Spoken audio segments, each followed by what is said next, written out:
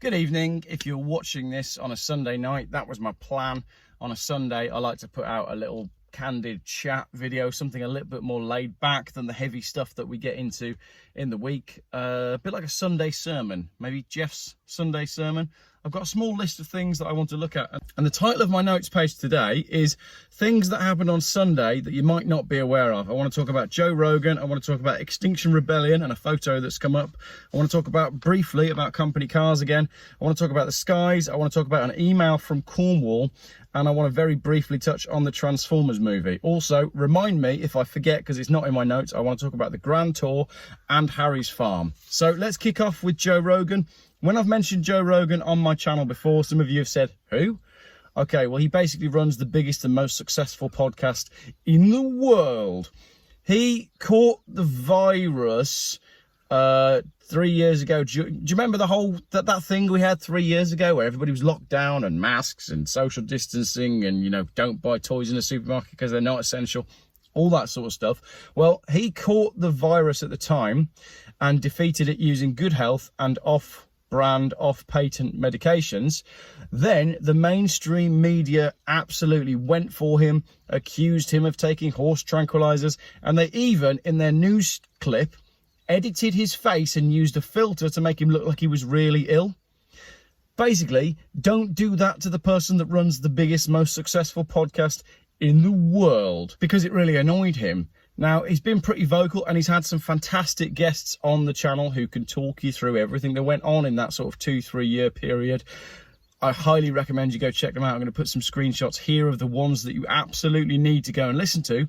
But in my section on things that happened on Sunday that you might not be aware of, I've noted the Joe Rogan charity debate. Joe Rogan has challenged, I don't even know if I can say the word on my channel. Instead of the thing that it is, I'm going to call it a vacuum. Joe Rogan has challenged vacuum expert Peter Hotez to come on his show and debate Robert F. Kennedy Jr. for his Corona vacuum positions. There's $100,000 that would go to charity if Mr. Peter Hotez agrees to go on the Joe Rogan podcast and debate with Robert F. Kennedy Jr. This is huge. But what happened next was more and more people who, like Joe Rogan, are in good positions but are also extremely disgruntled at what has gone on. They've upped the ante. The last time I checked, the pot is up to $500,000 for Peter Hotez to go on the Joe Rogan show and debate about the vacuum and how effective it is and was and how much harm it did or didn't cause. This would be huge if this actually happened. So Mr. Hotez has done some pretty hideous things publicly in the media, like after the CDC, Centre for Disease Control, and Dr. Fauci admitted that cloth masks, face masks, don't work. Peter Hotez went on CNN and said that lifting the mask mandates at schools would condemn the children. So, Mr. Hotez has been called out by Joe Rogan, and I think there's a bigger thing to say here, right? If the people who are on our side are big enough and rich enough, we can turn things around. Joe Rogan could really turn things around here. Let me know in the comments if you think he's actually a paid shill and he's paid opposition and all this sort of stuff. I think this is quite a big deal. If this debate happens, firstly, it would be hilarious. And secondly, if it doesn't happen, I think that shows more about the whole entire system than if it does go ahead. Because we know that the whole thing is about money and control. This is very much about money. It's $500,000. So if it isn't accepted and the debate doesn't go ahead, then we know it's about more than just money. And that shows it up to be about something worse, which is what we suspect anyway. Right, that was a bit of a convoluted introduction to my video, but go check it out. The Joe Rogan debate that's kicking off on Twitter. It'd be brilliant if it happens. Next up, the Extinction Rebellion Volvo photo. Someone tagged me on Twitter this morning in a picture of I guess their staff from Extinction Rebellion unloading their stuff from a Volvo. Okay, that's no big deal. You go to a protest, you need to get to the protest, you've got to get your stuff out. However, I put this caption up. Here's Extinction Rebellion unloading their protest gear from what looks like a nearly new 3-ton fossil fuel powered SUV that's probably on a 3-year lease deal. So it'll be replaced with another one. That tells you everything you need to know about this organisation. And I have called them out before saying they are astroturfing. That's a mosquito. I hope it's not one of Bill Gates's mosquitoes. If it's a diesel XC90, it'll probably do 35 to the gallon. If it's the hybrid petrol, maybe 28 miles to the gallon. These are very expensive cars, and from a planetary point of view, they are not much better for the environment than, say, your full-fat Range Rover. This is the big Volvo, the XC90. And at least the Range Rover will be made in Britain, so it wouldn't require shipping anywhere. And, of course, Volvo are now owned by Geely, who are a Chinese company. Get out, Bill Gates. Also, if you look at the size of the wheels, they're 22-inch, which means, and I priced this up, it's £1,100 plus for a set of tyres. I also had a look to see if I could find a similar one on Auto Trader, and it was £82,000. So there you go, Extinction Rebellion turning up to their own protest in an £82,000 nearly new 3-ton SUV. Then I got into a Twitter debate with someone about company cars. Bill Gates is still in here. And this chap,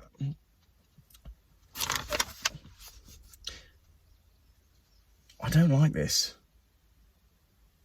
Then I got into a debate on Twitter with someone about company cars, because this brought me back to my friend who has an XC90 and who does get 28 miles to the gallon. And his XC90 is a company car that replaced a 530e that used to get 34 miles to the gallon.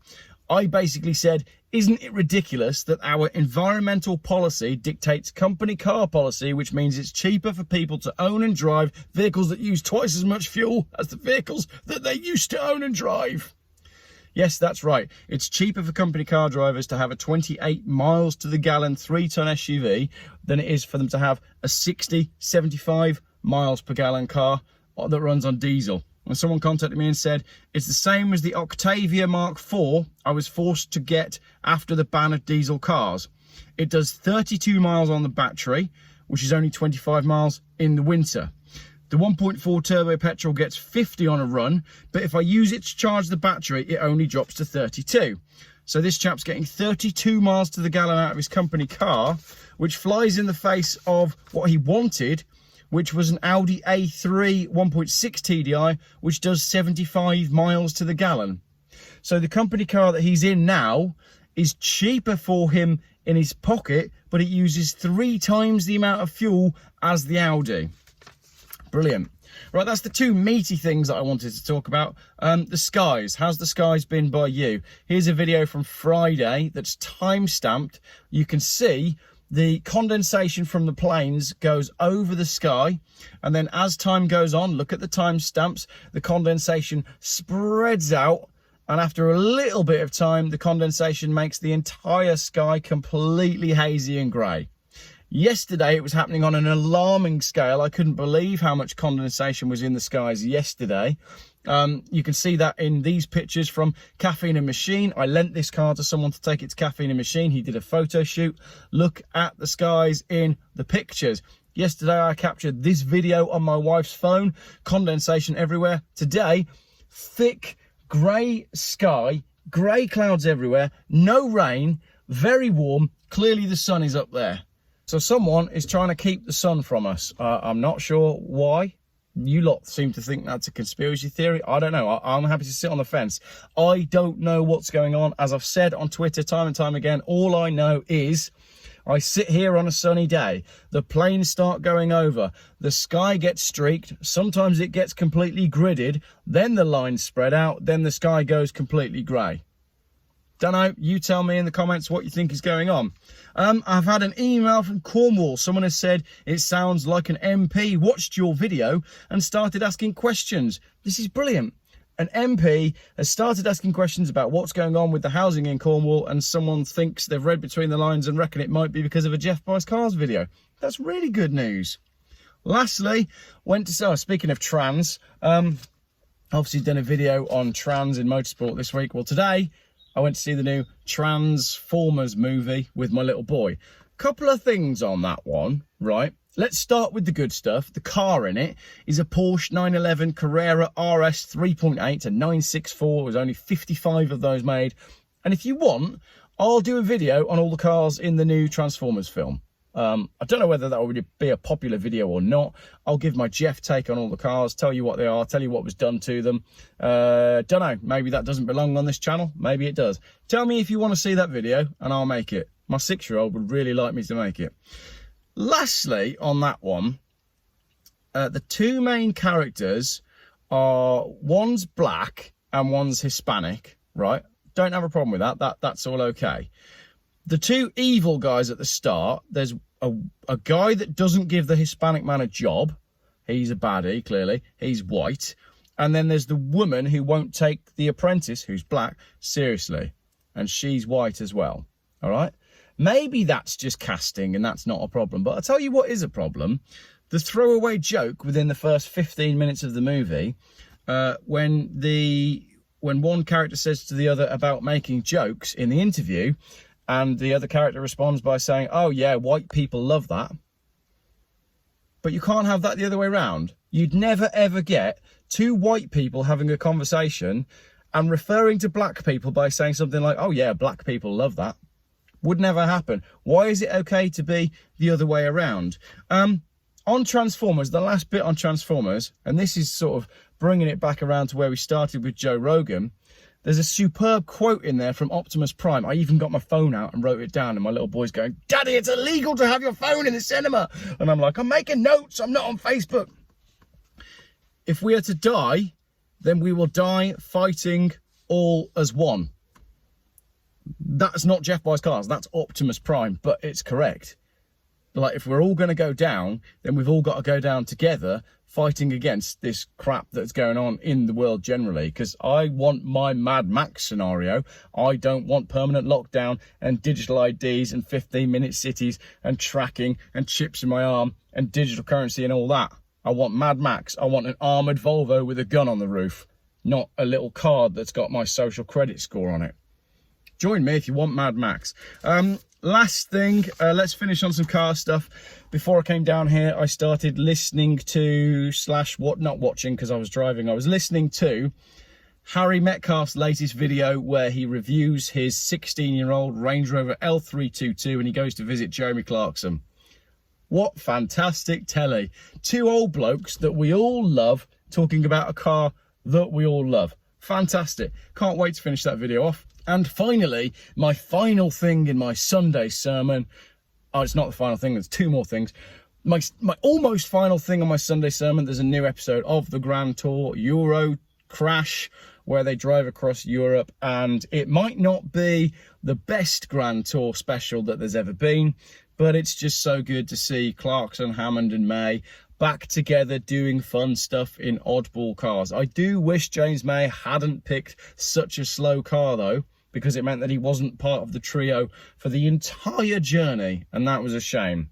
So a mistake on James's part there, but I won't say any more because you've got to go and watch it because it's well worth watching. And lastly, it's occurred to me that in most of my videos, despite the fact that I own, I don't own many t-shirts because I always try to live in a way that I can get all of the clothes that I own, as in everything, in one suitcase. I try to live quite minimally. I don't believe in owning like cupboards and cupboards full of clothes. So I probably own, 15 t-shirts, and I wear the same two all the time when I'm filming. And you've probably noticed, and you can see in this video, it says AI forever.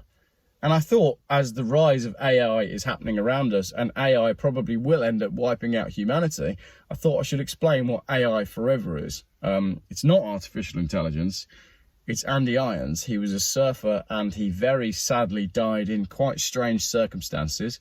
And Billabong did a series of, like a clothing series to commemorate him. And I bought 2 Andy Irons Forever t-shirts. The irony of them being Andy Irons Forever is I can't buy them anymore. So if you know where I can get a Billabong Andy Irons Forever t-shirt, let me know. If you want to see my Geoff Buys Cars on all the cars in the Transformers movie, let me know. And if you would like to just tell me what you thought of the new Grand Tour, basically. There's quite a lot to digest in that little Sunday sermon. Shall we have a Sunday sermon every week? And shall they be live?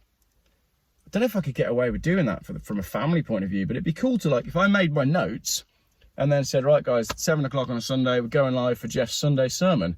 And I could do this chat whilst addressing all of your comments at the same time. That could be cool. I don't think Mrs. Geoff would ever go for that though. Thank you very much for watching my video.